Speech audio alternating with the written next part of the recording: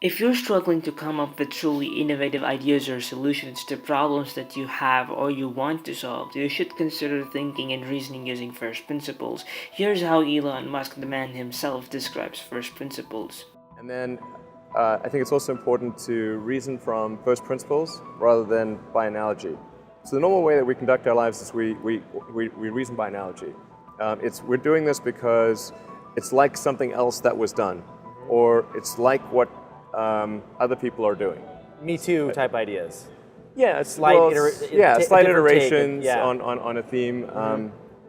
In today's video, I thought I could talk about how first principle could help you in practice and in your work so you can apply this way of thinking in your everyday life if it makes sense to you by the end of this video.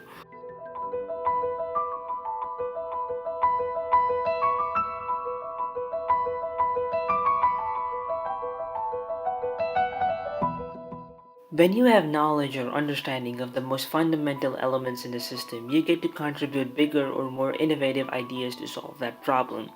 If you as a king of a large piece of land knew the strengths of people and the demands of people in each one of those areas, don't you think that you can make more contextually smarter and effective decisions to keep the people in your place happier? When you have a huge problem up your sleeve that may seem impossible to solve at first, keep asking questions until you get to the crux of the problem or down to the most fundamental question or down to the most fundamental truth. Once you're there, you'll be able to ask simpler questions that you can answer yourself or at least find the answers to, like, for example, existential crisis. And let me give you a silly example, but I think you'll get my message across. Let's say that you're a salesman, you want to start an agency or a company, and you want to build a website for your agency, but you don't have any background in computer programming or computer science. How will you go about this? Here's my interpretation of first principles thinking and how I apply it in my daily life, so hopefully it explains. First, ask basic questions like, what are the alternatives to building a website if I don't have to or if I can't? Question number two. How much will it cost to go to this X web design agency and build my website with them? And why is it so expensive normally to go and build a website with these people? 3. What do these developers actually do and what does their work routine look like so I can adopt this culture? Why do these developers use these tools or follow these steps? What are their goals in the end? I want to use the same thing, but not at the same scale. So do I have to learn to use the same tools as they used because I want to build the same part of this project that I want to do? Well, hold on. Now that I know how complicated the project is, do I honestly think I need to have a website now?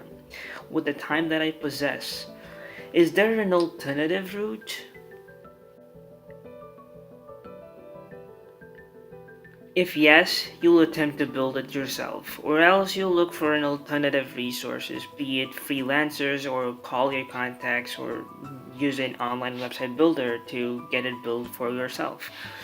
So, like I said, this is a silly example, but your length and depth of questioning largely depends on the context of the problem that you're trying to solve and the experience that you have accumulated thus far.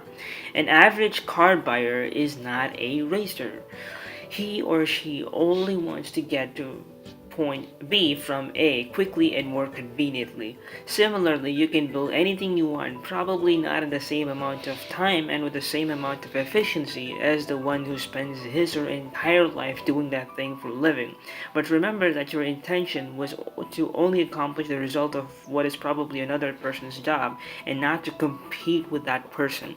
I feel that this is how Elon Musk is able to work in multiple disciplines or multiple domains and make a lasting impact across all the industries that he has touched so far.